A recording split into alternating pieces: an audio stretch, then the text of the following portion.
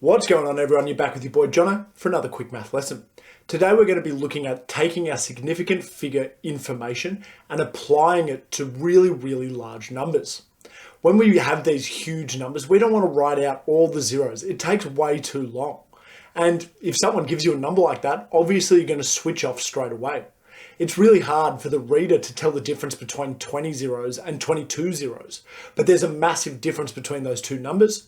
But no one's going to sit there and actually count them out. So having a way to write these really clearly that doesn't take any time for you or the person reading your work is a super important thing. Luckily for us, when we multiply a number by 10, by 100, by 1,000, the numbers at the start stay the same. The significant figures stay the same. All that happens when we multiply by these numbers is that we add zeros at the end. That's why our 10 times table is so easy. And we can use this fact or this knowledge to write these really big numbers just looking at the significant figures at the front. So we'll just do some really quick examples. If I have 4 times 10, well, that's equal to 40. I just added a zero at the end.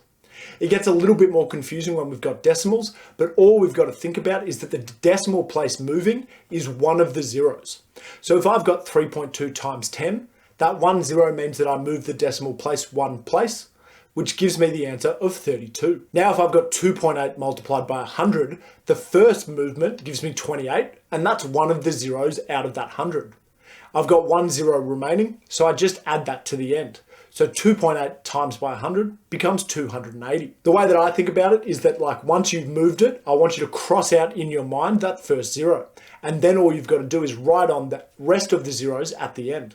So 1.7 multiplied by 1,000, the first zero makes it 17, and I cross that off. Now I've got a whole number, 17, with 2 zeros left in my 1,000.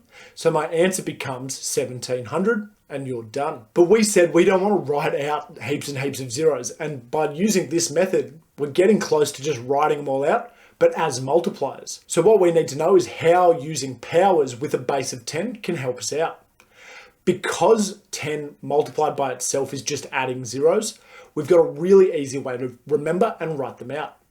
10 to the power of 1 is just equal to 10. 10 to the power of 2 is 10 times 10, which is equal to 100. 10 to the power of 3 is 1,000, and so on and so forth. The pattern you might be seeing is every time the power goes up by 1, I just add another 0 to the end. And that's really the whole trick. You can see here that 10 to the power of 5 is just a 1 and then 5 zeros. You're done. And this is the trick we're going to use to write these really massive numbers really quickly and in a very short amount of space so you and the reader can communicate effectively. So we might get a question like this. We've got a really big number and we want to write it in index notation with our significant figures. For this one, we need 2 significant figures. The first thing I want you to do is identify those. We've got 4, 2, and then the 7 is going to tell us how the rounding happens. Because 7 rounds up, we're left with 43. And then because we want 2 significant figures, we just got to write in the rest of them as zeros. But this is exactly the same as writing 43 multiplied by 10,000. Because we know 43 times by a number with 4 zeros, I just have to add those zeros in. But this is still really difficult. I'm still writing all these zeros.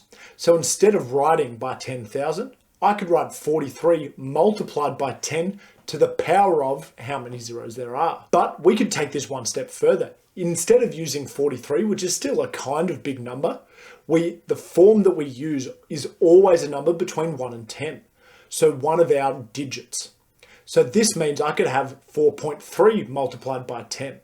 And because I moved that decimal place 1 position, instead of 10 to the power of 4 like it would have been in the last one, it becomes 4.3 multiplied by 100,000, which is 10 to the power of 5. And you can check these in your calculator. If you typed both of these numbers into your calculator, they'd give you the same answer, so you know that you've done it correct. This second one is the standard form and what we're always going to get to. So just as you're answering these questions, I want you to go through a mental checklist as you do your answer. The first thing that we need to do is our significant figures have to be in between 1 and 10. So if it's 3 significant figures, you need 1 whole number, point, and then 2 decimals. And that's really important. That's where you start every one of these questions. The next thing I want you to do is legitimately write times 10. If you get that, you're halfway there to getting it correct. The last thing we've got to do is count the number of times the decimal place is going to have to jump. So we've put a decimal place in between the first number and the second, and we've got to count how many times it needs to jump to get to the end of the line. We're going to do some examples of this, but it's incredibly easy. If you do your setting out correctly, you're not going to have to do any work. So for this number, I want to write it in index notation with 3 significant figures. So the first 3 numbers are the most significant. I've got 1, 7, and 2. If I wanted to write this out as a number that is between 1 and 10, I would have to write 1.72, and that's the first thing I'm going to put down for my answer. Then I've got to write times 10, because that's what my answer always needs. I'm definitely going to be multiplying this by a base 10. And then my final step is I've got to imagine that I put a 1 and a 7 in the question. I would actually do this just so you can see it. From there, you've just got to put how many times does it jump to get to that decimal place at the end. If you just go 1, 2, 3, 4, however many you need, you can actually do this. So for this one, we've jumped back 7 times, so it becomes 10 to the power of 7. Done. Again, I would check exactly your answer in your calculator and make sure that they look like the question. These 2 numbers are supposed to be very, very similar.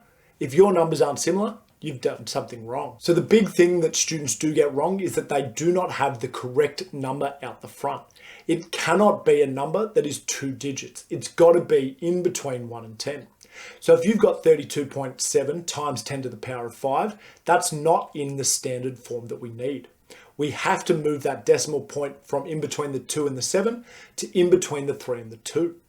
But if I move my decimal place like that, I can't just have the same power. Otherwise, these would be different numbers. So if you move the decimal place 1 time like that, you've got to increase the power by 1. So this just becomes 3.27 times 10 to the power of 6. Again, this is a really easy one to check on your calculator. I'm saying that these 2 things are the exact same number. If you put them in your calculator and they're different, then they're not the same number. You've done something wrong. So always just double check, take the time to put them in, because I guarantee you, you'll be annoyed if you lose a mark if you don't. Thanks so much for watching this lesson, guys, and I'll see you later.